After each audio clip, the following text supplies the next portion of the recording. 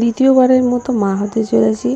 যখন থেকে এই মা হওয়ার কথাটা শুনেছি তখন থেকে আমি ভীষণ খুশি, কিন্তু আমার ছেলে এর থেকে বেশি আরও খুশি যে তার ভাই বোন আসছে।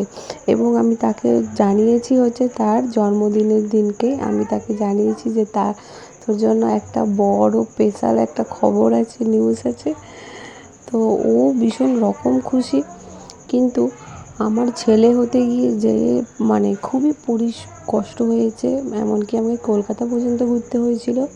কিন্তু এখন আপাতত ভালো আছি, কিন্তু সকাল থেকে প্রচণ্ড পরিমাণে পায়ে যন্ত্রণা করছে এবং পাগুলো ফুলেও যাচ্ছে।